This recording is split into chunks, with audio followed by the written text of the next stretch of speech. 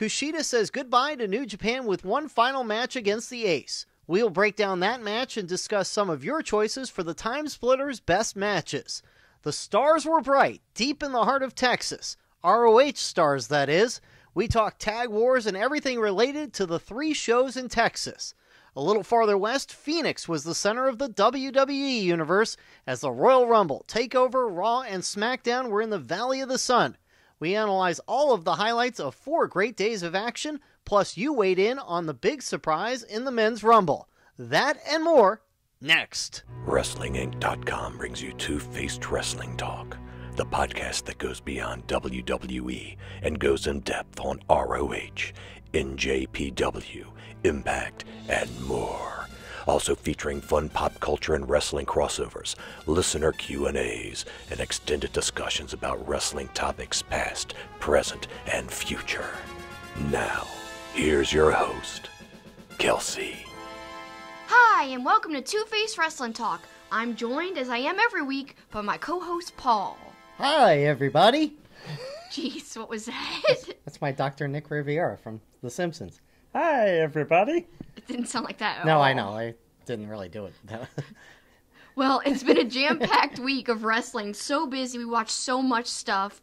It's kind of crazy how we can absorb any of it. But we did absorb it. We did enjoy it. And we're going to talk all about it. We don't just have Royal Rumble review to do and NXT reviews. We've got tons of stuff talking about WWE departures, AEW speculation like we've been doing every week, Ring of Honor, G1 Supercard, Road 2 shows, and New Japan Road to New Beginning shows as well. Yeah, a lot going on. A lot of comings and goings, a lot of reported comings and goings. A big weekend of wrestling, big 4 days of wrestling in Phoenix with not only Royal Rumble and NXT TakeOver, but Raw and SmackDown having implications after, and a lot that people are talking about in those shows as well. So we're going to get to all of that. But first, we want to remind you how you can find us on social media. Yep, you can check me out on Twitter at SuperKickingIt, SuperKickingIt, and keep, tuned into there because I do a lot of interactive tweets where we read your answers on this podcast. I also do polls. This week I did not do a poll, however, because instead of giving you guys the choice of which wrestling shirt I should wear, I am wearing my Kushida Time Splitter shirt in honor of him because he just had his last match in New Japan Pro Wrestling, which we will talk about in a minute.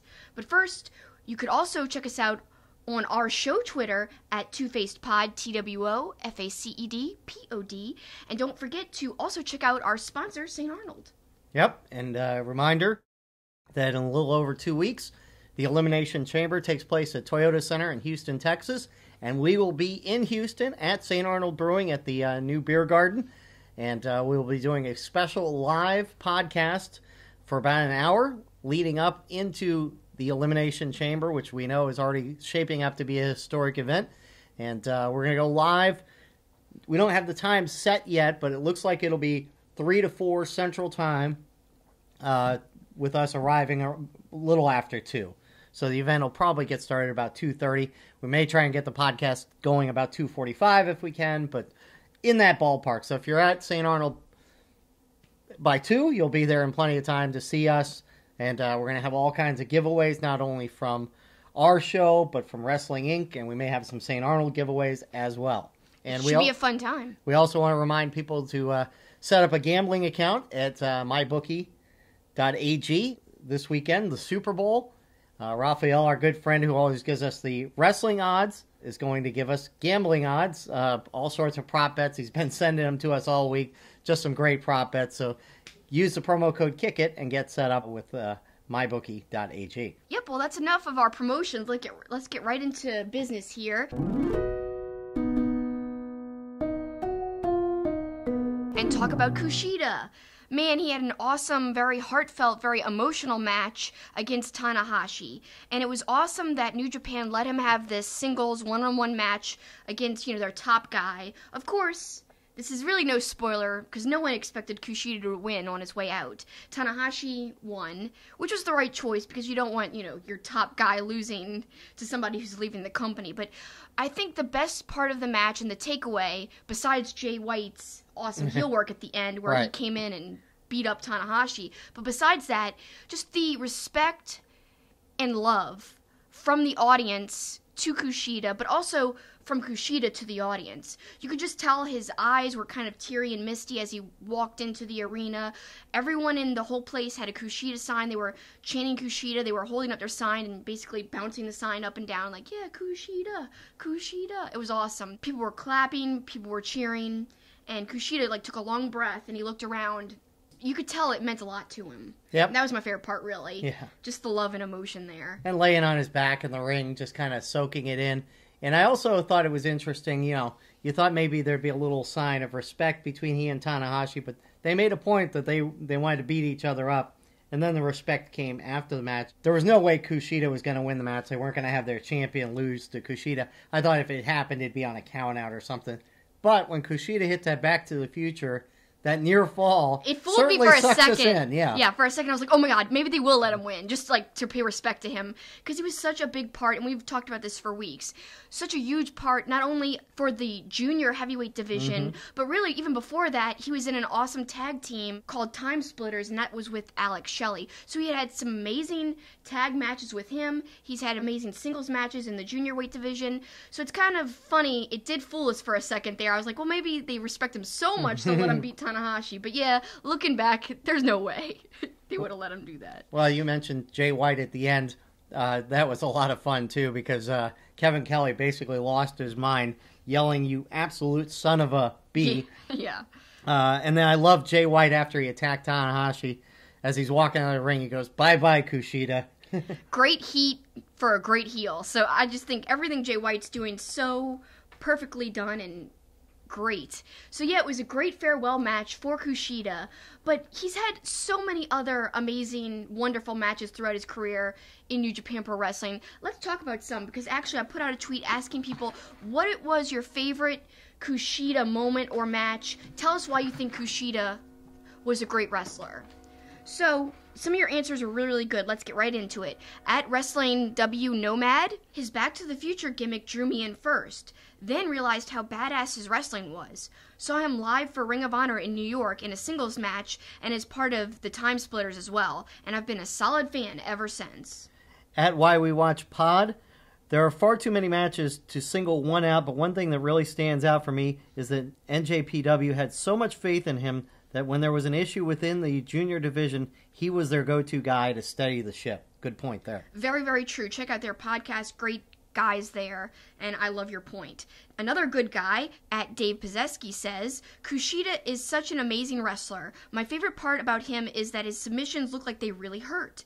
He's not all submissions, though, because he can keep up with even the fastest wrestlers in New Japan Pro Wrestling. Can't really pick a favorite match. I really liked his stuff during the Best of the Super Junior tournament in 2018. Well, and we'll maybe give a little evidence to Dave's point here in just a moment about his style.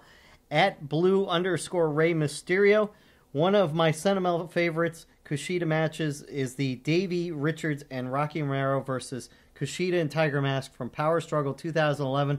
I'm not sure why I connect to that match so much. I like that because it shows that it's a range of matches that we're talking about here, 2018 all the way back to 2011, such a wide variety. And to even circle back to our first comment talking about seeing Kushida live in Ring of Honor, we can't forget that Kushida was actually a big part of Ring of Honor too. He was their television champion for a while and had so many great matches with the partnership with Ring of Honor and New Japan. So that's not only a big blow losing him for New Japan, but also for Ring of Honor in a way as well. At Paul T5 Nerds Go, Kushida versus Hiromu at Dominion 17 was incredible and would have been match of the night on any other night. There was one spot where Kushida sat Hiromu down on a chair in the front row, then set up a chair himself at ringside, ran and launched off of it over the barrier, and dropped kick to Hiromu with enough force to knock him backwards. I still understand how. One of my favorite moves ever. I do remember that. That was a great match. That was an awesome match, and I wish I remembered it more crisply, because if we had more time this week, but so much wrestling going on, we didn't have time, I would have watched 10 Kushida matches just to have more to talk about and have all of his matches that I like the most fresh in my mind. But I do remember loving that match because Hiromu has been one of my favorites. I hope he comes back soon. And him against one of the best people in the junior division going head to head, it was awesome. At Phantom Lord 87, The Best of Super Juniors Final 2015 versus Kyle O'Reilly. One of my favorite matches of all time and my favorite Kushida match. My hope is to see Kushida versus O'Reilly again in NXT. It would be a great way to bring Kushida in, I think, working with a familiar opponent. And that was one that got a lot of popular play as one of his best matches. Lots of people love that match, and like he commented, I think that'd be a great entry match into NXT, and it could really showcase what he could do. Yeah, my hope is they use him a little better than Itami, who's now departing 205 Live, but was brought in as part of NXT. Went up against Tyler Breeze, I believe, in his first match, if I'm not mistaken, and got hurt and never really got the push that he deserved. So I'm hoping that Kushida gets a much more positive push and a chance at a title and things like that than Itami got. I hope so too. And I think it was just a set of unfortunate circumstances, because not only was there one injury with Itami, but also another one soon after he had came back. And, it was a very long recovery period, so all of it was very unusual. So that makes me think that it was just kind of like an abnormality. It's not going to be the norm with how people are used from Japan. I mean, we've seen other people succeed, with Kairi Sane, for example. She's super over. I think Kushida could be on her level for the men's division, and I think he could be just as successful. Yeah. I have high hopes for Kushida. I really think they'll use him well. Hopefully he's not just on 205 Live, though, because I think that could be a bad thing for him. Please put him in NXT. Give him some takeover, play. I would love to see that. Yeah, hopefully Kushida is used more like Nakamura and Asuka and less like Itami and Tozawa. Yes. Final one, and this is going to kind of bring it full circle for us to something we watched as well. At Rough Company Pod says Best of Super Juniors Finals 2017 against Will Ospreay, a match that we just watched recently as one of our favorites from Kushida. Yeah, and the reason we chose this one to rewatch is just what I remember most about it wasn't the actual sequences or specific moves in the match. I remember how Ospreay was trying to repeat winning the tournament 2 years in a row. Mm-hmm. He had won in 2016, and it was awesome. It got a lot of play online, and that was the year that he had that awesome match against Ricochet that kind of went viral, and tons of people got turned on to New Japan Pro Wrestling because of it, and that was one of my first New Japan Pro Wrestling matches that I saw as well. And I think the cool story, like I said, Ospreay trying to repeat, but Kushida also had kind of fallen out of prominence in the junior division, and I think he was trying to get some more positive momentum, and so it was kind of a story of both of these guys trying to get back to the top of the junior heavyweight division, and I just love that story, and it was so powerful. Lots of emotion going in the match, and the audience really was kind of torn because the whole audience at one point was chanting for Kushida, and another point the whole audience is chanting for Ospreay. So really they were behind both guys equally. Yeah, it was kind of funny. I mentioned it wasn't even 2 years ago, and they were kind of referring to Ospreay as this young kid, and how kind of new he was almost, and so how far things have come, and Kushida ending his run in New Japan this week, but that Ospreay match certainly was a good one. Reminder, we'll have more New Japan talk next week as some more shows, Road to New Beginning, continue. Some great matches coming up, but we talked about Kushida leaving for WWE. Other news as we kind of transition into possibly AEW, we'll see, but 2 more wrestlers leaving New Japan. Yeah, we've got the Best Friends, Chucky T and Trent Beretta, and I'm assuming it's to go to AEW. They're friends with those guys. They were a part of Being the Elite. They made a lot of guest appearances on that show, every now and then. And I think that would be a natural fit for AEW. And I'm looking forward to it if they really do join the roster. I think they'd be a perfect addition to what they're trying to do. Yeah, it's funny, AEW, there's no actual wrestling going on, right? Right. Young Bucks aren't wrestling, but they're making appearances places and things like that. And so they're staying relevant, staying in the news, and departures everywhere are kind of keeping their name fresh. Yeah, it really is, and there's actually been more WWE departures announced, and we're going to talk more about that later and what that could mean. Does it mean more people going to AEW? Only time will tell. But, next week we're really going to go in depth on AEW, and I put out a tweet on Twitter about, what makes you excited for AEW? who do you want to see join the roster? Why are you excited about this? And I got a lot of great answers so far. I'm going to continue retweeting similar questions about AEW, and we're going to read everyone's answers and give our answers next week when we have a little very in-depth AEW segment. So stay tuned for that. Let's switch gears to Ring of Honor now, and they just wrapped up a swing through the Lone Star State, 3 shows in Texas, and let's just talk about the vibes of the shows first. It's called Road to G1 Supercard. They were in Dallas, Houston, and San Antonio. And I got to be honest, and it's going to sound like I'm being overly critical, it was kind of hard to watch the Dallas and Houston shows because the Dallas show, while it was a good venue at Gillies, the crowd wasn't overly into it. The one in Houston, the venue seemed too big, and there wasn't but maybe 300 people there, and it was kind of a dead crowd. Luckily, they kind of redeemed themselves with the final show in San Antonio. I do think that the San Antonio show was the best show of the weekend, and not only was it kind of filled with the most exciting matches, in my opinion, but the venue seemed to be more filled with people, and not only more filled, because sometimes you could have a packed house, but the crowd's kind of dead. Right. This crowd was pretty rowdy and boisterous, and I liked that a lot. So to me, the crowd was great, and that added to the match for us watching, because some of these shows, when you could see that there's a ton of empty seats, it just takes you out of it, and you're like, wow, that's a lot of empty seats. Terrible camera angles that are just showing so many people missing from the building, you know? Right. Well, that being said, we'll talk about briefly some things from those first couple shows. It was Tag Wars was the main focus of this 3-day show. And we had Villain Enterprises versus the Kingdom, which I was kind of surprised was a first-round match, which was a really good match. And then the other one that stands out for me in Dallas, Bandito versus Silas. And I thought this was a tremendous match. But again, that was probably the one match where the crowd was super into it in Dallas. But that was kind of the couple highlights. But then we went to Houston, and we knew that Flip Gordon wasn't going to be with Colt. He ends up with Willie Mack. But who was Kenny King paired with? That was going to be the big surprise. It was MVP. And yeah, he looked decent, but, you know, those weren't my favorite matches of the weekend, were the ones with MVP. I thought he did a good job, and it was a great pop and a surprise for the audience, and definitely a recognizable name. And they've obviously teamed together before, and I love their chemistry together. That was, like, the best part of the match. But I was more excited to see Willie Mack involved in these shows because I'm a huge fan of him. Such a big guy, so athletic, and he deserves the big push he's getting at the end of last year into this year. And he seems like he has a great personality. Yeah, I mean, I even wrote it down. We love Mac. We do. And we do. I will say, and, you know, obviously I have made no secret of, I only got into New Japan within the last couple of years. I was surprised to know that MVP was the first Intercontinental Champion in New Japan.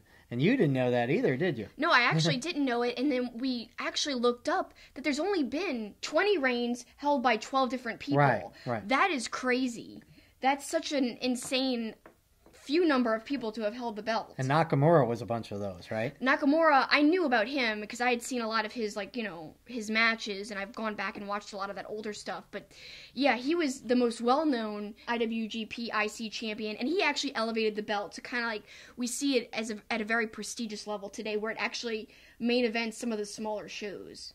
Another thing that stood out not only in Houston but San Antonio, Bully Ray is doing some great heel work, and when Lifeblood took on Bully, Silas, the Briscoes, and Shane Taylor, Bully just got all up on Finlay, said, I used to beat the crap out of your dad. Then he was trash-talking Juice. Twice I made you my B. So Bully did some great work there, and then he did it as well in San Antonio, trash-talking Cobb a lot, getting right in his face, and Willie Mack. The other noteworthy thing from Houston, Jay Lethal tying the record for title defenses with 38 and the most time with the title, which we love Jay Lethal, so that's a nice accomplishment for him. Yeah, I mean, he's probably going to go down as probably the best Ring of Honor champion of all time after this latest run. I mean, he's carrying it with such prestige, and I'm really excited to see him break all the records because he's such a company guy. He just seems like he kind of represents Ring of Honor with such class. I love that about him. much deserved to break all these records. Yeah, congratulations to him. Yeah, so then we go to, like we said, our favorite show of the weekend for Ring of Honor, the one in San Antonio. And again, like, Silas had another great match. Again, he was involved in that awesome tag match. Willie Mack and Jeff Cobb against Shane Taylor and Silas Young. That was one of the other matches, because Tag Wars was like the prominent part of that show. That was just like another match. But it was great awesome. Match. It could have been a part of Tag Wars, because to me that might have been one of my favorite matches of the whole weekend. I'd love to see a singles match between Mack and Shane Taylor. I said that when they were squaring off in the ring. I was like, wow, two athletic big guys. I don't know. And they both have like really great personalities. Like, Shane Taylor is like an awesome heel right now. Really like what he's doing, and Mac's just so lovable. And to see them, there's such stark differences in character right now between the two of them, and that would make for a great match. But especially because they're athletic big men. Shane Taylor is surprisingly athletic. Yeah. Marty Scurll versus Mark Haskins. That was a really good match, although we just read a tweet from Haskins that he suffered a partially torn calf, so yet another Ring of Honor injury, but it doesn't sound like it's going to be too long, hopefully, for him. He just said a few weeks, and he even said that he's going to be at these shows in Florida coming up. By the way, stay tuned to our podcast, because we'll be talking about those shows, or at least the one that's like a house show that you could watch on Honor Club. The other one's TV tapings, I believe. But yeah, we're going to have some Zack Sabre Jr. appearances, which we're really excited about. You know, it's good news that Haskins is still going to be at those shows, because they could really use him. He's one of the big signees. So yet another injury of one of their newly signed people. It's kind of odd that it keeps happening like this, like a domino effect. Yeah, it really is. But the part of the show that was the focus was Tag Wars, 2 semifinals with 3 teams each. I think we're not surprised that the 2 teams that got to the finals were Villain Enterprises with PCO and Brody King going against Lifeblood and Juice and Finlay. It seems like they want to give both those teams a push. Let's start with Villain Enterprises. We love Brody King with his athleticism. The PCO stuff is great. Yeah, I am in love with PCO, and I've got to give a shout out to our good friend Jason Spann. He told me about PCO before I even was paying attention to him on the indie scene before he joined Ring of Honor. So Jason knew about PCO. He's like, you got to check out PCO. And he was right. PCO is amazing. He's crazy. But, I do worry, how long can he keep up this style of wrestling? It's pretty hardcore, pretty intense on the body. He is older. Now, I know that hasn't stopped some other older wrestlers who really go at a high level. Like Suzuki, he's much older, and he's still going very strong. And I think it's not like he's a light-hitting wrestler. No, he takes a lot of bumps. Yeah, he does. So I'm not saying that it's impossible for someone older. It's just that PCO is doing some brutal stuff. And I think that's what makes him so lovable. And I say lovable, of course. I mean, he's playing a villainous character, but people love him. And rightfully so. He's just taking all these crazy risks, and I love it. But another thing I like about him, besides his personality and his wrestling, is his entrance. I think Ring of Honor really hit the nail on the head there, because I love it. It kind of gives you a Frankenstein feel, and they've referred to him as a Frankenstein type of monster. They keep saying, he's alive! Just like you would say from the movie.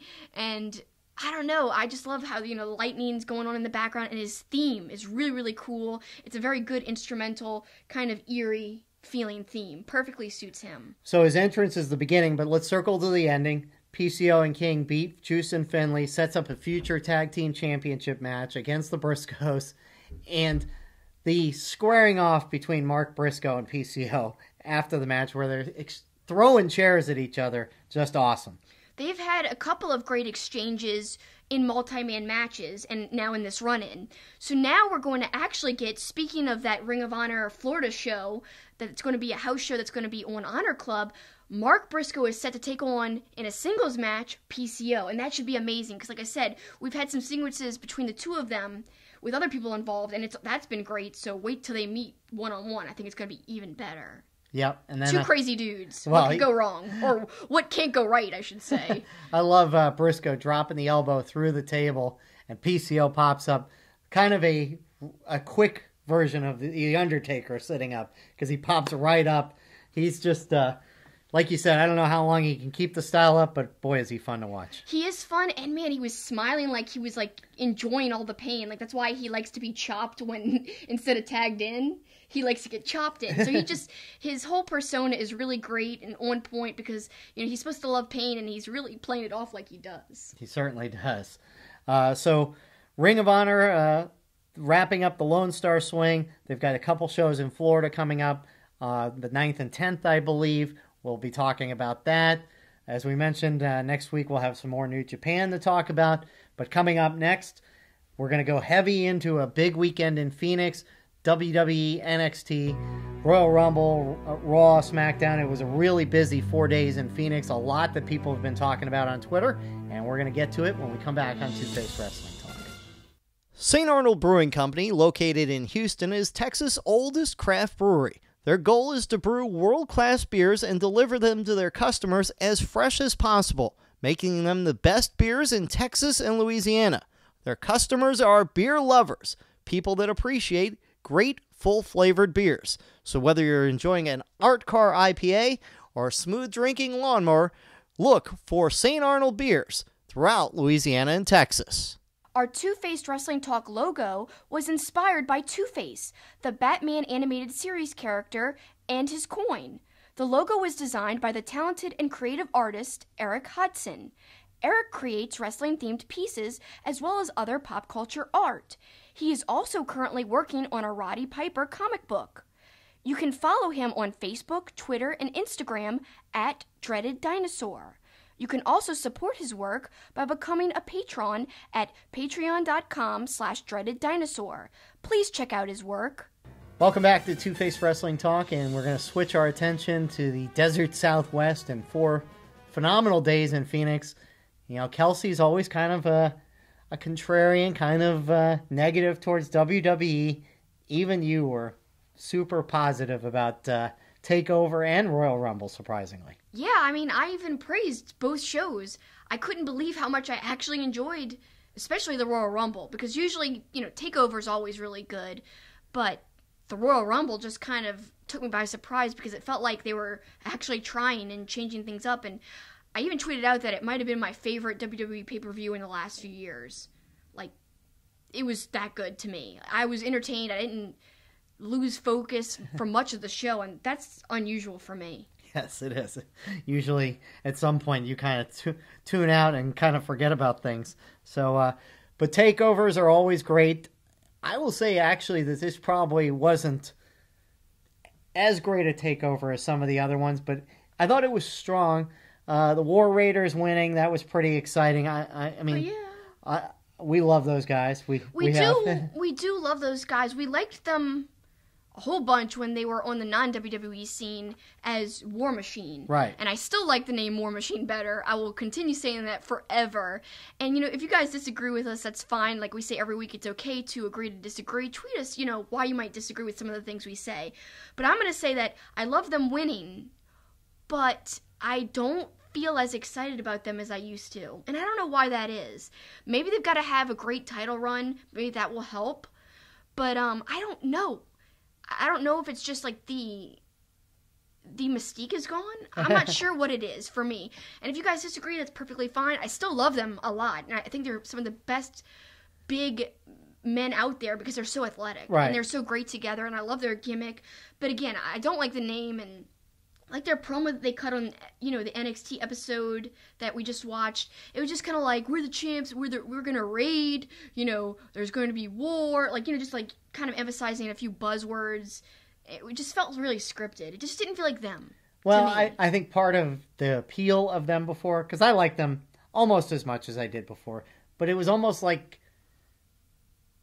I don't want to say they were ours, but, you know, it was like, you know, not so many people knew about them, I guess. They were like this gem in some ways that were like, oh my God, these guys are awesome. Like a hidden gem. And we started talking about them a lot, even though they were getting play on Ring of Honor and stuff.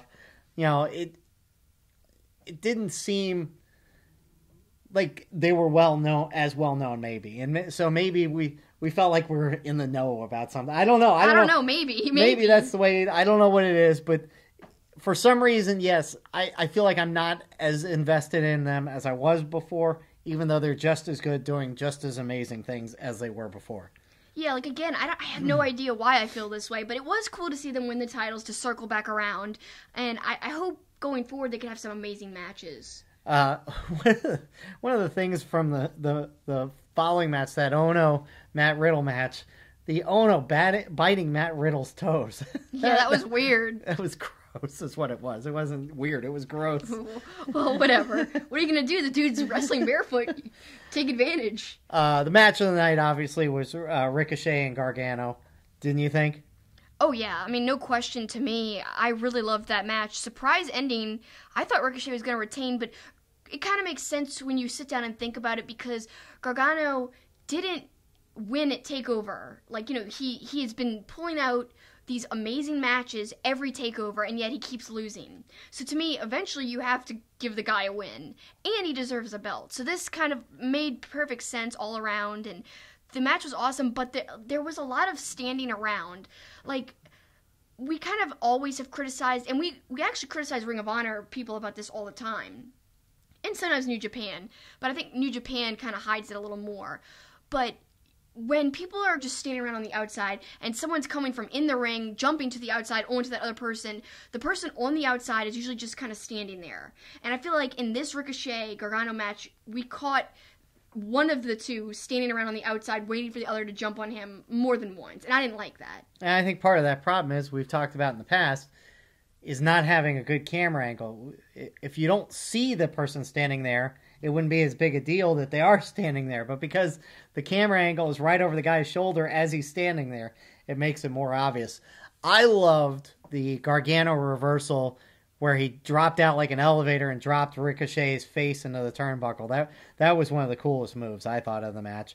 And he sold it like he was a rag doll. Yeah. Like he broke his neck and then he just like crumbled like bones, jelly. I don't know. It was crazy. And I also love the Ricochet Fosbury flop over the top. I thought that was amazing as well. Yeah, that was really cool. I didn't even know what that was, yeah, you explained it to me. I had to tell you what a Fosbury flop was. So, Gargano, the winner there. Next up was Shayna Baszler versus Bianca Belair. First time Bianca Belair got onto that main stage, got a title shot, and not everybody seemed to be happy about it, which was weird in the WWE pre-show. Yeah, Sam Roberts, who usually is a pretty positive guy, had some negative things to say, including that he thought Belair versus Baszler was a waste of a TakeOver match. He's like, can anyone really even believe that Belair has a chance against Baszler at all? And that's why he called it a waste, because it was unbelievable that she would even be ready for this title shot. He said, like, she wasn't ready now and all this other stuff. He just kept going on. It was a very negative rant, and the other people on the panel were almost taken aback, and people are questioning if it was real or not. Like, oh, this is probably just, scripted. I don't think so. Why would they script him to be that critical? I don't think they would script anybody to say it was a waste of a match. It doesn't make sense to me. Why would WWE have somebody on their pre-show panel plan to say that it was a waste and, like, basically bash the match? It makes no sense. It's no way to hype up a match. So anyone saying that that's scripted, it just doesn't make sense. Yeah, I mean, because usually WWE is super pumping up their product. So it's weird that it would be scripted unless they're trying to throw a swerve and say, all right, this guy's always accused of being too positive. Be super negative about something. I don't know. And then, like, the way he was almost stuttering before he started. Yeah, that was like, weird. He started, he's like, I couldn't remember how he started it, but it was with a stutter. And then it was almost like he was scared to say it. Right. But he just had enough, and he had to say his mind about it. He didn't want to pretend like he was so excited for this match. That's almost what it came off like to me. But it's hard to say if it was real or not. I'm thinking it was real, raw feelings and not scripted at all, because it doesn't make sense otherwise. But whether or not I agree with him is another thing I'm actually not sure about. I always thought that Belair was very strong and awesome, but, there were some points in the match where she looked really nervous and like she wasn't ready for such a big stage. So in some ways, maybe he had a little bit of truth to say. He was kind of right, but I don't think he was completely right, because I think he was a little overly harsh. Because I think overall the match was entertaining, but it was not the best women's TakeOver match ever. No, let's just say that. No, crowd was definitely behind Belair, and one of the signature moments of that match was the hair whip on Baszler's stomach, and it busts open a cut on Baszler's stomach, which shows you how harsh that hair whip is from Bianca. I saw somebody tweet, how is, her hair not considered a weapon? I mean, look at what it did to Baszler. It's true. It's true. Meanwhile, Shayna Baszler is so solid in everything she does, and she retains. The men's championship match, Tommaso Ciampa retains against Aleister Black, there was a little subtle move that I wanted to call attention to that maybe nobody noticed. Shows Ciampa's athletic ability. When he shot off his knees, he's on his knees, pops up off of his knees to kick Aleister Black. I thought that was an incredible little piece of athleticism that nobody really noticed. It was almost like a drop kick, but from the knees. Yeah. Like when he was crouched down, like it wasn't even like a standing kneeling position. It was kind of like lower squatting on his knees. And no one really said anything about it, including like Morrow on commentary or anybody. Right. Like they weren't like, whoa, look, from a kneeling position, he pops up out of nowhere. Like that takes insane strength. So like you said, it was kind of subtle in that nobody really called attention to it, but it sure did look impressive. Ciampa wins with 4 fairy tale endings before holding the belt at the end, and kind of a moment at the end with him and Gargano holding their belts at the top of the ramp. How long are they going to be connected with each other? Yeah. You know, I think for quite a while, whether it was against each other as allies, their whole run has been kind of tied together in one way or another, and I like that. And they'll be together on Sunday as they have halftime heat. It'll be them along with Adam Cole against Ricochet, Velveteen Dream, and Aleister Black. And we will have a poll about that, as we mentioned earlier, coming up this weekend to gauge your interest in halftime heat. But let's shift gears and go to the Royal Rumble.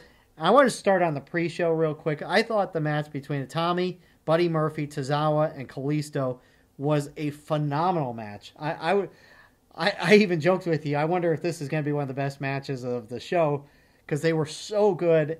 And we both kind of were hoping before, obviously, the news came out about it, Tommy, that maybe this was going to be the time that Tommy won the belt. But what a great match. There were some sequences at the end where it really looked like a Tommy could win. And we're like, he's finally going to get his, his title push. No, it didn't happen.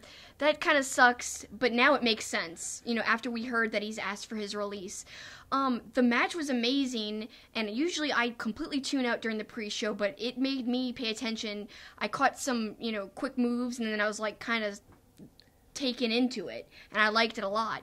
And I was apt to believe you that it could be the best match of the whole night. Because usually WWE pay-per-views are not my thing. Like, I usually don't get that invested in them. Usually they kind of disappoint me a bit. So I thought it was very plausible at the time that could be the best match. However, the show just kept getting better and better.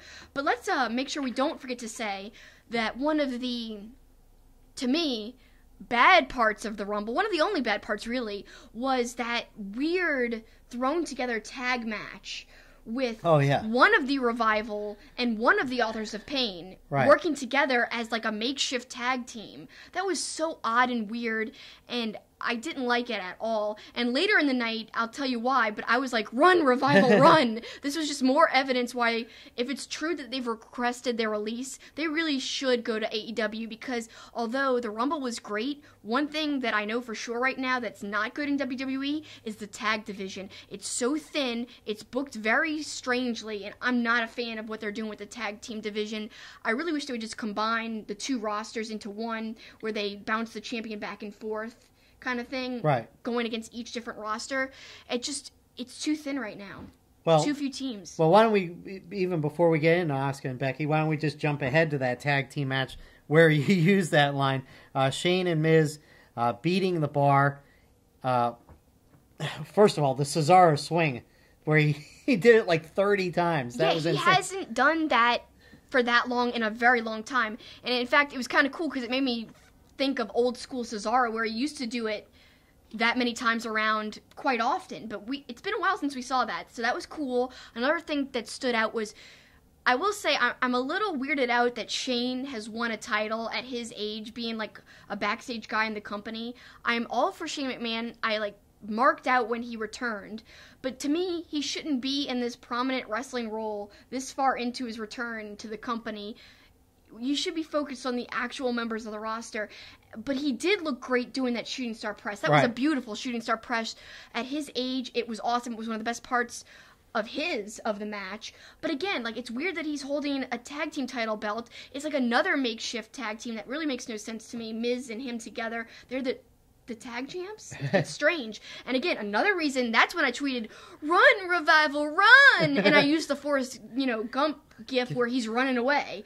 It's like, Revival, please go to AEW, where tag team wrestling will obviously be on kind of like a raised up platform. It will be valued and it will be booked well.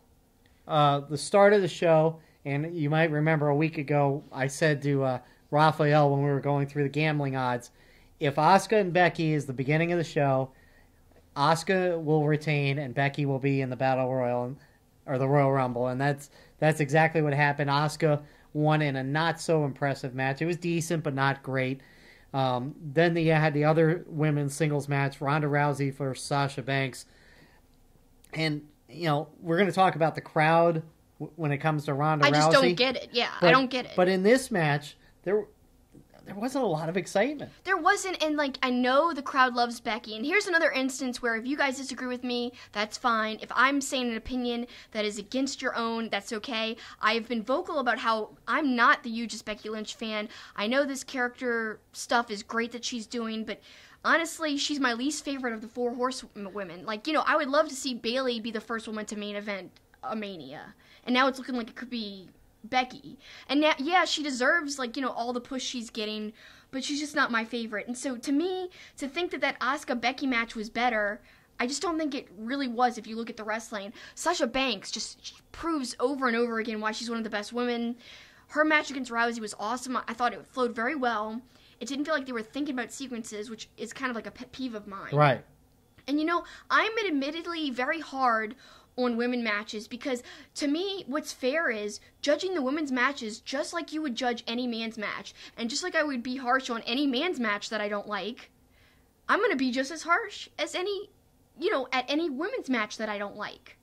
And I think that is the definition of being fair. So to me, I really thought the best women's match of the night was the Sasha against Ronda Rousey match. It just had so many great parts, and the Asuka and Becky match just didn't do it for me. And actually, I thought it was interesting. Bully Ray tweeted out that he thought that Becky should have passed out versus tapped out, and I kind of agree with that. I think it might have made me enjoy the match a little bit more because it would have made Becky look really strong and awesome, right. And it would have kept Asuka looking as strong as she did. Asuka needed that win. I mean, she really did when you look at it because she needs to get back to that prominent Asuka as we talked about last week. And this was one step into, staying dominant and getting back to being that Asuka that we love. So that was the right decision. But again, it would have been better for Becky as a character and as a, quote, bad lass, if she would have just passed out instead of tapped out. Well, the other thing about the Rousey-Banks match, going back to that, was a very curious little subtle thing at the end. After the match was over, after Ronda Rousey had won, Sasha Banks holding up the number 4. Was she hinting at a 4 horsewomen reunion? Was she saying you're going to get one of the 4 horsewomen later? Or was she saying there's going to be a 4 horsewomen of the WWE versus 4 horsewomen of, the MMA world going head-to-head? Was she teasing, that she was going to beat her? I don't know what it meant, but it was a subtle thing that I liked. Another subtle thing during that match I just want to call attention to is I kind of like how Sasha Banks, Ronda was working over her arm, and Sasha took off her... It's like this fabric wrapped around her arm. It's part of her gear. And she was taking it off it was cutting off the circulation to her arm. And she had to, not only was her arm getting worked over by Ronda, but the fabric was putting more tension on her arm, and she wanted to relieve some of that tension. So she was unwrapping it. I thought that was a nice little subtle thing that Sasha did. I liked it. So let's talk about the Royal Rumble itself. Few notes. We kind of noticed that the 90 seconds seemed to be inconsistent. We timed it with an actual timer. Sometimes it was way over. Yeah, sometimes it was just 10 seconds over. And a lot of time, once or twice it was under. Yeah. I was like, what the heck is going on here? How do they time this? We tried timing it different ways, too. We timed a few from the moment the entrance music hit, and then we were like, well, maybe it's when they hit the ring. Right. We timed a few that way, and it was all inconsistent either way. So... if you have any comment on what it's, first of all, supposed to be, is it supposed to be when their music hits, or is it when they hit the ring? Please feel free to weigh in. Couple individual performances. We thought Nikki Cross was great. Natalya lasted 55-58 in that match. Casey, who is that small girl who was on American Ninja Warrior, she was incredible. I didn't know she was going out with Ricochet, but there's some behind-the-scenes footage of Ricochet almost crying about how proud he was of her. That was really cool. A little disappointed in Tamina. She looked like she was hurt or something, kind of just moving really slow. Slow and awkward and robotic almost. Just nothing was fluid with her, and she's looked really great in the past. Like, what made us really notice it more than anything was that splash from the top. You know, her dad, obviously, was known for these beautiful splashes. And she's done it very well in the past, too. Exactly. You've seen her do it, and it's looked great. And, of course, it's in her blood. Right. But she did a terrible one in this Royal Rumble match. And also, another thing that was kind of bad on a different woman was Lacey Evans trying to do a kip-up. Oh, God. Oh, she, totally failed on that. And I know it was her first big match in front of so many people on the main roster and everything, but I was not impressed with her performance. And you and I have commented about her before. I've made the statement that I think she is too gimmicky to really work on the main roster. But then I started thinking about that statement, and I thought about somebody like Kairi Sane. Super gimmicky person. She's supposed to be like a pirate, because, she's all into sailing, and on the surface that looks really corny, but it works for Kairi Sane, and people love her, and she's an amazing wrestler. But for Lacey Evans, I don't buy into the gimmick, and her wrestling, like you called attention to it, her wrestling doesn't support it being enough to overlook the corny gimmick. Well, and I just don't know if she did enough in NXT to warrant this call-up just yet. So that's what surprised me. On commentary, they said she was the first female SWAT member? Yeah, I think that's what they said. So that's... Yeah, that I had no... if that's true, that's an impressive stat. I had no idea, and that makes her really an impressive person. But like I said, I would like to see more from her wrestling, though. What I loved is, both in the women's and the men's, not a heavy reliance on legends. They let a lot of the younger talent, some of the NXT talent, step up. And one of those was Candice LeRae. And that's going to kind of circle us back to something you wanted to mention regarding her in AEW. I have always been a fan of Candice LeRae. And many people, like me, are fans of Candice LeRae. I think that one of her biggest fans are actually fellow wrestlers of hers. And that would be, of course, the Young Bucks. Because they had that awesome match that basically went viral, where they were tagging against her and Joey Ryan in an intergender match in PWG. And she got super kicked in the face by a boot filled with thumbtacks. It was crazy. So her face is all bloody. The Young Bucks have always respected her. And I know I've said this time and time again on our past episodes, but when the Young Bucks used to get asked, if you could add a woman to the Bullet Club, who would you add? Time and time again, it never failed. Over at least 10 plus interviews, they always would say Candice LeRae. Always. Without a moment's hesitation, they said, we would automatically add Candice LeRae. We love her so much. She's a great wrestler. She's one of our favorites. I feel like it was awesome to see Candice in this match, but I feel like if the timing would have been a little better, she would have been a perfect addition for AEW. Not only could she wrestle as a singles women's wrestler in AEW and probably get the title, because I feel like the Bucks think of her so highly, that would be no question. She could get the title, maybe be the first AEW women's title holder for the company. But I think she could have worked as an intergender tag wrestler with Joey Ryan, who's rumored to eventually join AEW when he can, when his contract is up elsewhere. I feel like she could have worked with him still, and it would have been wonderful. Even against the Bucks, you could have seen like a rematch against them. So the timing just didn't work out. Now she's in NXT. I really love to see her do well. I just hope that in NXT she can get a top run there and maybe even win the women's title, because she is amazing. I love her character. She's so lovable. You hardly ever hear anybody say anything bad about her. Some cool moments to see her in the Rumble, and actually Joey Ryan, who's like her best friend and obviously her old tag team partner, tweeted out a gif of him and her hugging, and he did hashtag Candice LeRae, hashtag Royal Rumble. So he was really excited to see her in the match. And also, he was excited to see some intergender wrestling later in the show, in the men's Royal Rumble match. Yep, which we'll get to shortly. And we got a lot of thoughts about that as well. Oh, yeah. That was kind of something very controversial. Lots of different opinions on that. So Becky Lynch wins after replacing Lana. I will say the roar at Chase Field when Becky Lynch came out was insane. But no surprise that she won the Royal Rumble. Daniel Bryan beats AJ Styles with help from Eric Rowan, which was kind of random and out of nowhere. And then Brock Lesnar beats Finn Balor. We kind of debated last week whether Finn Balor would come out as the Demon or something new. As soon as he didn't, I was like, he's not going to win. Yep. It was a surprising match because I thought it was great, actually. Yeah, it was. I was really entertained, and I thought it was way better than I originally thought it might be. So, to me, I'd love to see a rematch or them feud.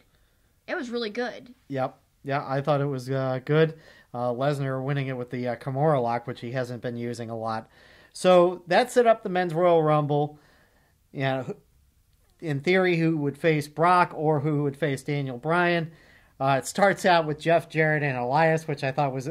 Jeff Jarrett was, I think, the lone legend that was even in the Royal Rumble. Yeah. And, it was perfect with the guitars and stuff. That was kind of funny. Remember your comment? If someone doesn't get hit over the head with a guitar, I might as well turn this thing off. No. Because it was, ripe for that to happen. Yeah, exactly. It would be I think I specifically said I wanted Elias to use it on Jeff Jarrett. Yeah. It would have been a huge missed opportunity if nobody got hit with the guitar.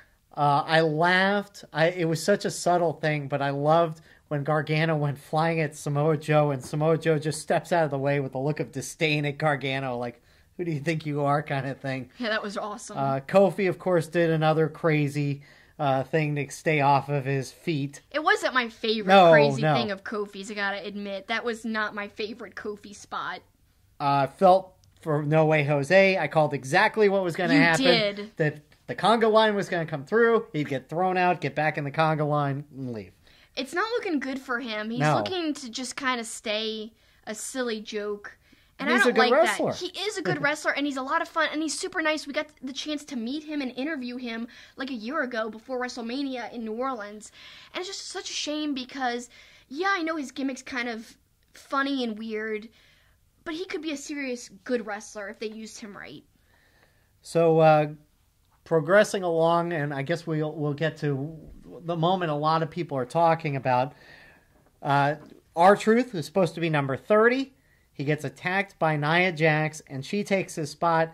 And before we get to the listener comments, I guess we'll talk about it first. I thought I liked it a lot. I thought she did well. I liked Randy Orton hitting the RKO on her. I thought her performance was fine. I didn't have a problem with it. I not only liked it, but I loved it. And I thought it was so well done. It was the perfect opportunity. Literally, people were complaining, why wasn't Becky Lynch the one? How would that make sense anyway? She just won the Rumble. There's no reason to enter in the men's Royal Rumble. Right. It makes no sense at all. And Nia is the perfect person because not only could she kind of go toe-to-toe with the men in terms of size, but also, her whole gimmick of, I'm not like most girls. But even further than that, she's already got heat with the crowd. So the crowd wanted to see her get these finishing maneuvers performed on her. They wanted to see her get RKO'd out of nowhere.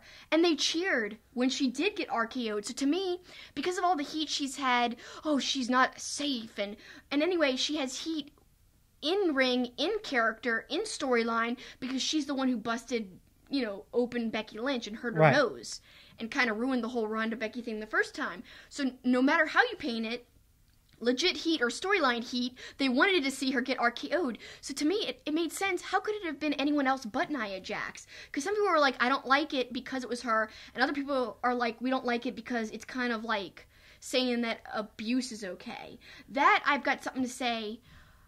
I can understand people being like, why would we want to show kids that beating up women's okay? But it's not like that, because in abuse you have a victim.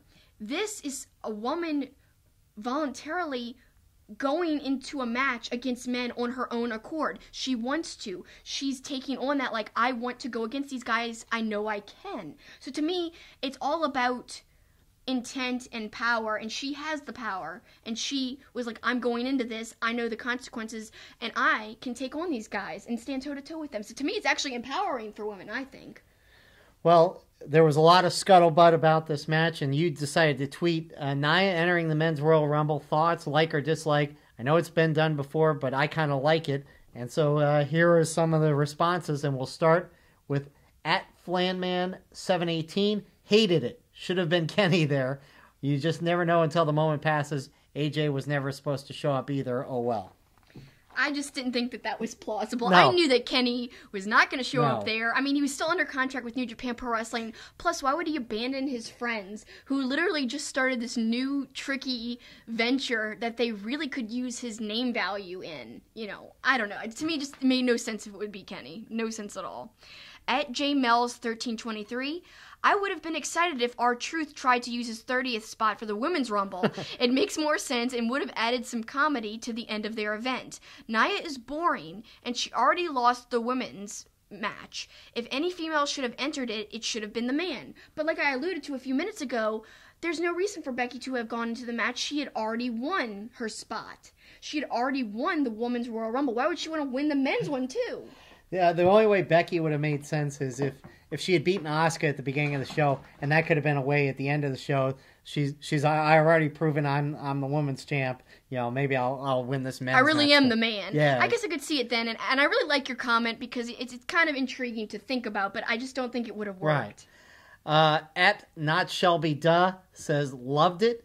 At CB Buff 22 was cool when it was breaking down barriers, but with the women having their own Royal Rumble match, their own pay-per-view, and the whole Mixed Match Challenge, it seems less important and like a spot who could have gone to a male competitor who could have used some pay-per-view time. I could see that viewpoint, but to me, I just thought it was so exciting, and it was something we haven't seen in quite a while, and I think it did more than somebody getting a 30-second spot or a minute spot just to get thrown out. Right. You know? Like, R-Truth's not going to win it. No. You know? So, you know, do something like this, which was truly intriguing. Plus, she comes out and destroys R-Truth, which was pretty cool. But I really love all the differences of opinions. So to me, it's still a cool comment. Like, all these comments, I just love how that there's so many people who are on different ends of the spectrum. That's what makes wrestling so fascinating. And being a fan is such a unique and crazy thing because you could have so many different opinions and so many things happen. It's one of the best things about wrestling. So, onwards with the comments. At ScreenKicker55 said, kind of worth it to see her get RKO'd. That really was a cool moment, I gotta say. Then we've got at BeBetterGamer. That's when the Rumble got very exciting for me. A lot of it was pretty by the books, also felt rushed as they were trying to close the show. Created a frenzy in the crowd when she came out because it was different and unpredictable. I also liked the character work by Ray, Orton, and Ali. Mustafa being too nice and sort of new causes him to get eliminated. Ray falling for Nia's trick and reluctantly making her pay. Orton relishing every moment of it. Very well done, but also made Nia look like she was badass and calculated. Very good observations there, especially about the character work. I love how Orton, like, just savored, like he said, the RKO, and he kind of, there's this moment where the camera cuts to him, and he's, it's a profile shot, and he looks to the side, and he's got, like, this menacing smirk like he always has. Yeah, it was awesome. Let's continue a couple other quick ones here. At CJ Goodspeed, LOL Kelsi, you know I don't even have to tell you what I think. This is one of the few things we disagree on. At the Real Grizzle, it was fun seeing her interact with the dudes. At FJ Huff 282, it was a nice little nugget in a Royal Rumble with a predictable ending. Everyone knew if Becky lost to Asuka, she would get in the Royal Rumble and win. Rollins was only the true out there men's Royal Rumble winner. So a couple people have said that the show was kind of predictable, which we had even said that, yeah. But that's why it's impressive that the show was actually good, because it was fairly predictable, but still entertaining. Yeah, that's usually the opposite. When it's predictable, you're usually not entertained at all. Right. But this time, they really did a good job. Like I said, it was moments like this Nia spot to me that made the difference. So yeah, the endings were predictable, but these little tiny touches, which to me, in wrestling, it's all about the little moments. Because just a look to the crowd or one sequence can kind of add something huge to a match or to a whole show. Right. So those are the moments in wrestling you wait for and really relish when they pay off in the right way, like this. So we go onwards with the comments still. At Chico was here. I like that they put a woman in, but I'd rather it not have been her. And if it is Nia, then don't completely, quote, bury her within a few seconds. And don't have that person that people watch 205 Live for do the job for her. Make it mean something. So much was wasted tonight, and he means in the whole Royal Rumble. I'd have to respectfully disagree. I understand not liking Nia. You know, she might not be your favorite wrestler, but I thought that this spot was overall very well done, and I don't think there was much wasted overall, at least with that spot. At Rich19792, I would have preferred to see her get a proper number and not just come in at the end. Other than her involvement, the Rumble was boring. At Chad Chatterson, was done really well. At Drunken Tacos, which, by the way, I love that name, not being insulting because of her size, but the weight difference between Nia and Becky is legitimately greater than the weight difference between Lesnar and Lio Rush. Weight classes exist for a reason. Interesting. And he mentioned that not to be offensive, but he meant it in terms of safety. Right. He was saying, like, you know, it's kind of dangerous to have her literally working with people who are so much smaller than her, where if something goes wrong, to me, I think these wrestlers are trained to work with each other and to be safe regardless of their size. And weight classes only really exist because the companies either want them or don't. Right. Like New Japan has a junior weight division and a heavyweight division, whereas WWE, now they have 205 Live, but before that, you know, for a while now, they hadn't had one. Right. Like, that's why you had Balor versus Lesnar. Right. That's why it can happen. So to me, it's up to the company. It's just kind of like a storyline company decision. To me, these wrestlers are trained to work safely with each other no matter how they look, what their size, whether they're man versus female, or female versus female, or man versus man. Onwards, Aaron... This is our good friend Aaron, at Aaron_PWP. I'm okay with intergender contact in wrestling when it's done well. This was very well done. Love or hate Nia. Very good point there. And like he said, he doesn't want to see it all the time, but he liked that it was sparsely done, and he thought just the way it was done was perfect. At Dr. KZVOSKY66, the women continue to be the highlight of most pay-per-views. Nia entering the Rumble was incredible. I wish WWE had the nerve to go all the way and allow her to win it all, though. That would have been interesting, and to me, that would have been an intriguing main event. Like, if she took on Brock, how cool would that be? Brock would never allow it to happen, I'm sure, but that would be so much fun. But the women are getting more notoriety, and we'll see down the road whether Ronda and Becky is the main event of WrestleMania. At Wrestling Biz responded, I think it was groundbreaking enough to appear in 2 Royal Rumble matches in one night. And another one from at Dr. KZVOSKY66 responding back, absolutely amazing, no doubt enough. Nothing will be enough until a woman holds a traditional men's belt over her head. That's what I want to see. That's interesting, and that would be really cool to see, I have to admit. I just don't see it happening in WWE. There's no way. Well, it happened with China had the Intercontinental belt at some point. I think he's talking about like a world title. Right, though. I think so. So the Royal Rumble, thanks for all those great comments, and we got some more right here. But Seth Rollins did end up winning the Men's Royal Rumble, beating Braun Strowman by curb stomping him onto the apron. And it's still up in the air who Seth Rollins will face at the Royal Rumble, as we saw on Raw the next night. Like I said, the build for the Ronda-Becky thing is way more intact, and people are really wanting that to be the main event of Mania, and I could see that. Now, we talked about the Women's Rumble, but we didn't talk about how a few minutes before the ending was decided and we knew that Becky was going to be the sole winner, I thought it was a possibility that we could see Charlotte and Becky's feet both touch the ground at the same time, like they've done in men's Royal Rumbles before in the past, and like they've done this, twice before. And that would have been cool because it would have set up a triple threat. Lots of people are coming out of the woodwork saying there's no way they want a triple threat with Charlotte versus Becky versus Ronda. They just want Becky versus Ronda because the story's there. I am on the opposite side of most people, and I would love to see a triple threat. Bully Ray actually tweeted, because he's got some great points. He obviously keeps up with the product, even though he's in Ring of Honor. Right. He was tweeting all about it because he does do a podcast. He said that there's no reason for it to be a triple threat for the main event of Mania. There's great story with Ronda and Becky. But he also did a follow-up tweet where he said, but if any woman deserves to be in the first women's main event at Mania, Charlotte does deserve that if she were to be added in. And it would be a great triple threat. They could make it work. Although people do want to see Becky kind of get the highlight, I think Charlotte does deserve to be included. Agree. If it was officially the main event, that would, I think, warrant her to be included. If it's just going to be like a prominent match but not the main event, I'm fine with it being a singles match. But to me, Charlotte is like such a big part of the division. I think she deserves to be in there if it's the main event. Well, and you've got legitimate heat among all three of them too. Becky versus Charlotte, Becky versus Ronda, Charlotte versus Ronda had the great match at Survivor Series. So I think a triple threat totally would work. Anything is possible. We don't have anything set in stone yet.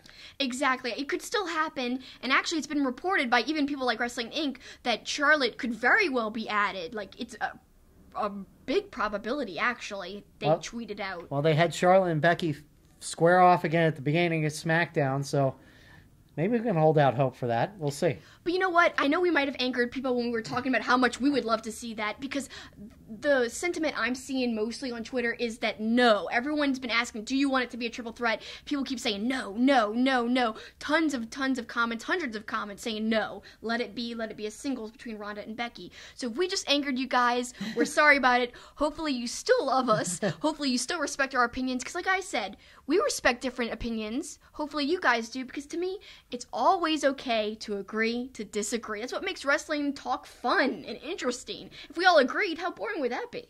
Speaking of opinions, Kelsi said, I know everyone is used to my WWE negativity, but no one can accuse me of being completely biased. I can actually be impartial. Can you? Really? I can. I've been this week. I'm really excited about WWE, which is something very rare, but it does happen because, again, I am unbiased, guys. Unbiased. She goes on to say that pay-per-view may have been my favorite WWE show over the last few years. Some really good wrestling matches, decent booking, storytelling as well. And so people weighed in after you posted that.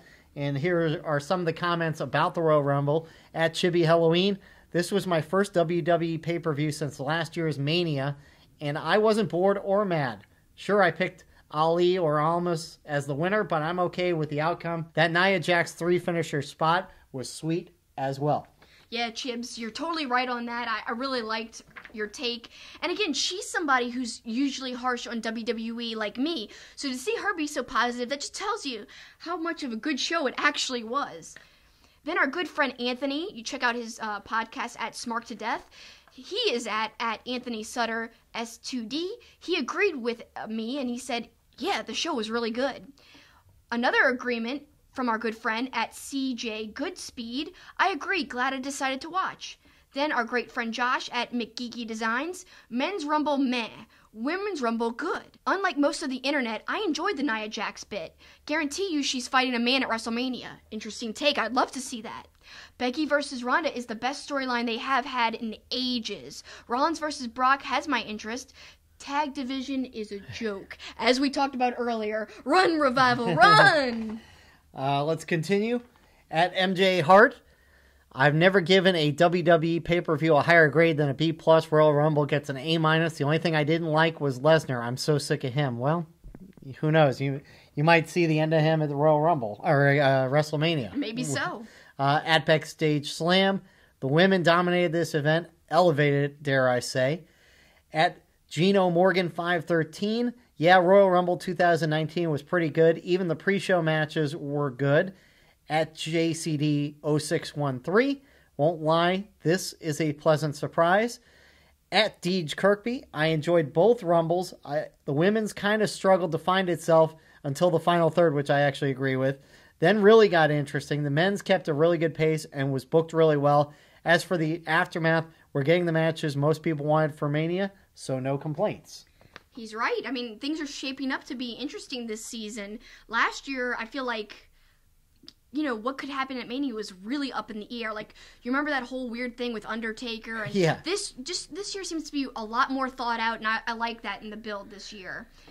At Real FN Game, so far, Rumble was great, and how they handled the winners is great. Now we shall see if the streak continues. Mr. Dose 2. I really wanted a good swerve, but the right people won. Things are moving forward properly after the first week. Hopefully the SmackDown main events work out well. There are still questions to be answered there. At Brian Koval, I think it was fine. The only match that disappointed me was Styles versus Bryan, but I had high hopes. The direction is the best it's been in 4 months. Heck, I'd say the direction's the best it's been in years.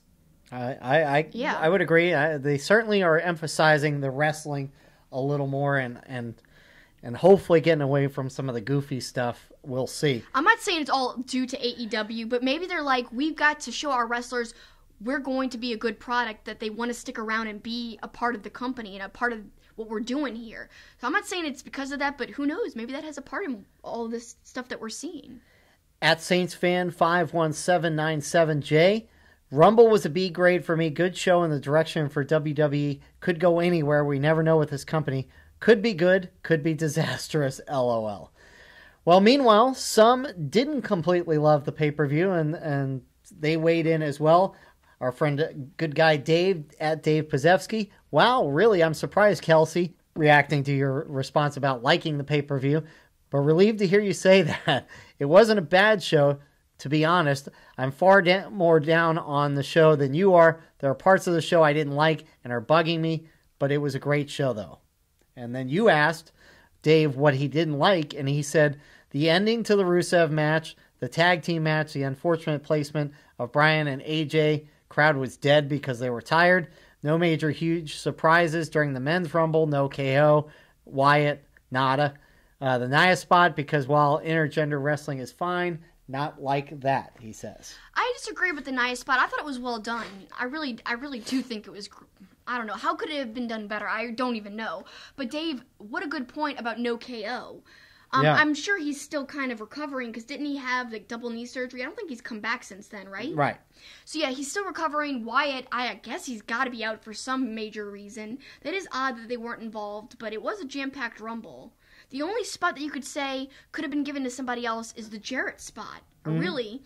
But to me, they made that fun little bit out of it, so I think it worked and was worth it because, I don't know, it was the one nostalgia factor that you really had in there. And although I like that they're focusing more on new guys, I like that they had one little nostalgic moment. I'm okay with one versus like 3 or 4. That's why I think it was the perfect amount. But I understand your feelings, Dave. Thanks for weighing in. Then we've got another person who was kind of down on the show. At MSPENC21.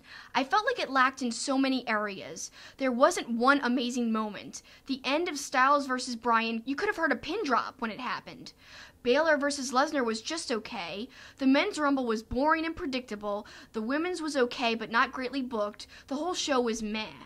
But then he goes on to say... because I told him it was okay to have differences of opinion, and I respected his opinions. He says, I love your takes, Kelsi, and you're doing a fantastic job.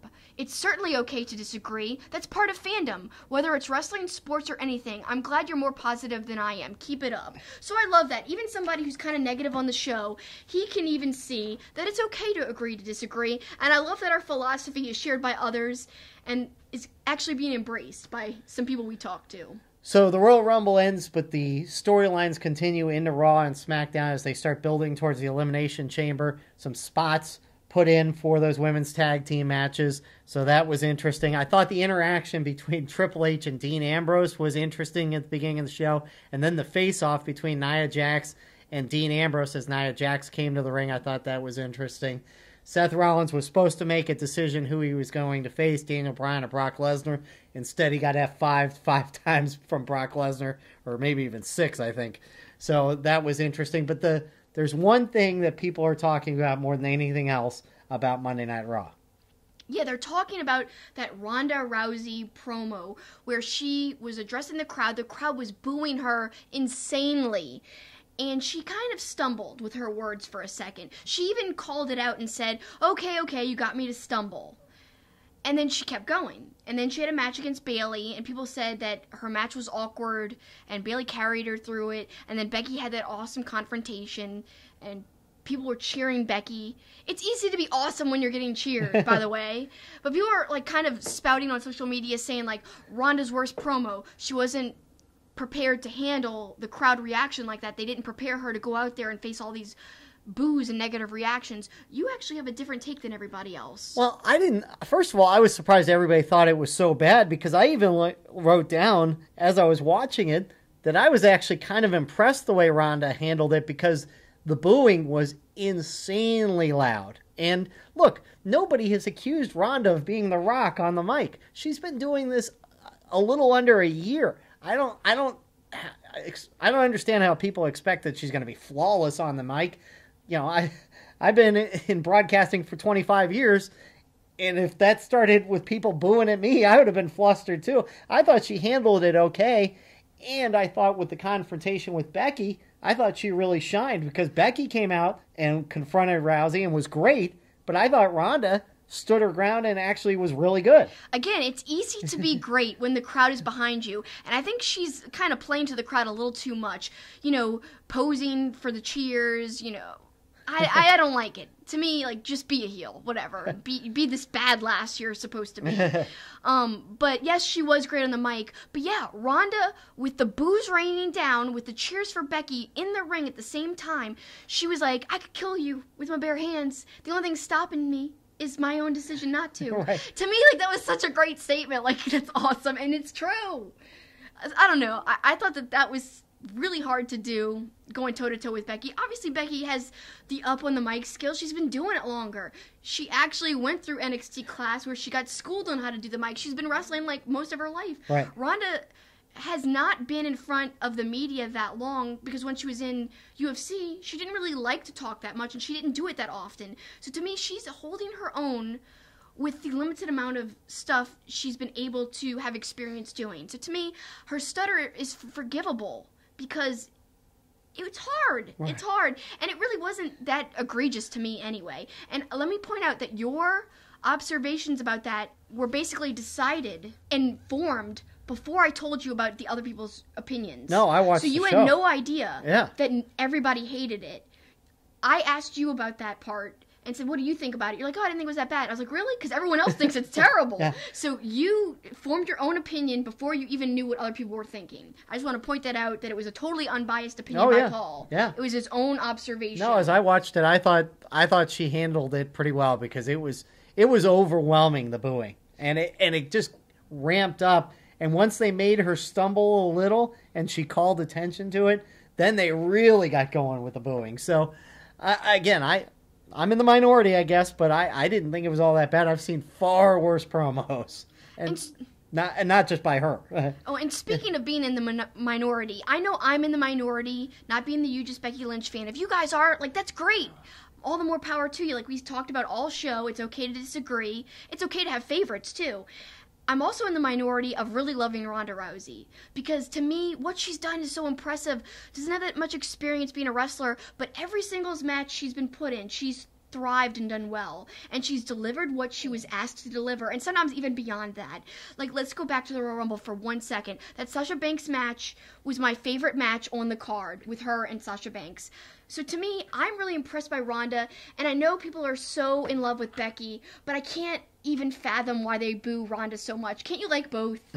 I mean, I do want them to turn Ronda heel because I think she'll just be better as like an awesome hardcore heel, and it'll be like the crowd will be booing her and it'll be warranted because she'll be a heel because they want to cheer Becky anyway. Right. So let that happen organically anyway. Whatever. Turn her heel. Come on. I just think, why boo her? Especially when she's not even in the same ring as Becky. They were booing her when she just came out by herself. I just don't understand it. She's amazing. I love what she's been doing. I did find a tweet that Gail Kim put out was interesting when people were asking why so much hate for Ronda. And Gail Kim, I'm paraphrasing, I don't have it exactly in front of me, said, I think people are angry that she kind of jumped ahead without, putting in the work to be the champion. But at the same time, she credited her on how good she's been and that she's been good for the company and, in turn, been good for all the other ladies on the roster. And I kind of agree with that. I agree with that, but it's hard for me to use that excuse to be angry at her because it's like somebody criticizing David Arquette right now. David Arquette has gone through training. Yes, he's a name. People should not be punished for being a popular name, and that name being so high in value that they're placed high up on the card. Now, I will say you can't criticize David Arquette because he's not being put in title matches like Ronda is, so it is a little different, the two different situations. And people still hate that he was put in the title picture back in WCW. They still resent that. And even he says it was probably the wrong decision. But how can you fault Ronda? She loves wrestling. She's put in the work to train to become a wrestler. And if you love the business, how can you fault the wrestler for being put in the position by the company? They're using her name power, and rightfully so. Right. She's a great draw. Think of all the things she's done for the other women in the division by raising up the division by her name value alone, by bringing more eyes who would have never tuned into WWE because of her name. They've tuned in. So to me, I can understand people being mad, but also look what she's done for the company. Even if you don't think she deserves it in terms of wrestling ability and paying her, quote, dues, as everyone likes to say in wrestling, I think she deserves it in terms of what she's contributed with her name alone. And, like, she is an athlete. Yeah, she hasn't put in the years of work with wrestling, but she has with being an athlete. No, and she's very good in the ring. That's the thing. It's not like she's bumbling around in the ring. She's really not Lacey good. Evans, So, you know what I mean? yeah, Or anybody else who just got thrown in and is bad. Right. She's really good. And, like, that Sasha match, like I said, that was my favorite match of the Rumble. Minus the actual Rumble matches. Right. That was my favorite singles. So, I don't know. I just can't understand the hate. But if you guys aren't a big fan of her, I totally respect your opinion, like All right. I've been saying. Quickly, we mentioned Dean Ambrose, and then the news comes out that Dean Ambrose is requesting that he be let go after his contract is up. Yeah, and the weird thing is WWE confirms it. So now there's all this speculation. Is this a work? Like, you know, is this going to become a storyline? Because WWE doesn't usually talk about people's contracts so openly. They basically tweeted it out. He's decided not to renew with us. We appreciate everything he's done. Thank you for everything, you know, that kind of thing. That was odd, but I think it's real because I can't see why that they would publicly tweet this and then all of a sudden it's not really gonna happen. I don't know, but if it is true, I'm hoping he goes straight to AEW. Heck yeah, would that be awesome. Now, I will say he's not my favorite in ring, which is kind of funny because he actually was one of my first current favorites when I first got into wrestling 5 or so years ago, 6 years.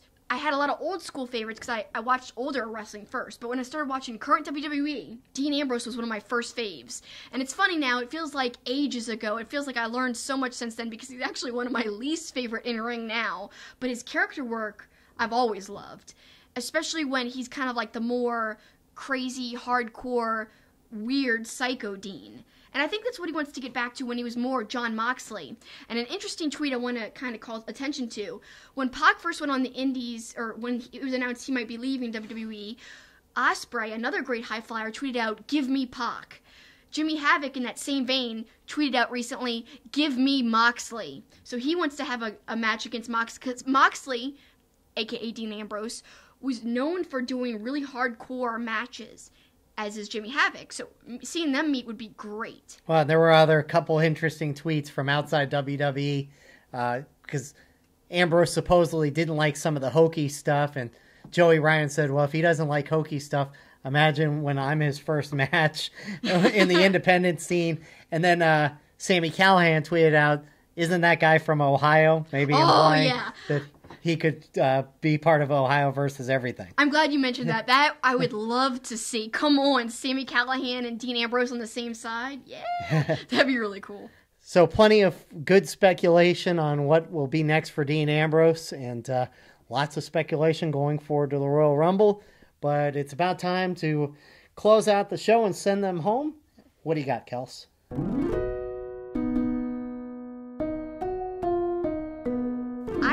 Think that Matt Riddle should have some frickin' merch, man. Because, so he comes out for his match against Ono, and I thought I saw him wearing a specific shirt that said bro on it or something. I look on the WWE shop, which, by the way, I haven't bought from for like over a year. I've been kind of almost like subtly protesting it because I wasn't going to give my money to WWE if they weren't putting out stuff that I enjoyed, which they haven't been until recently.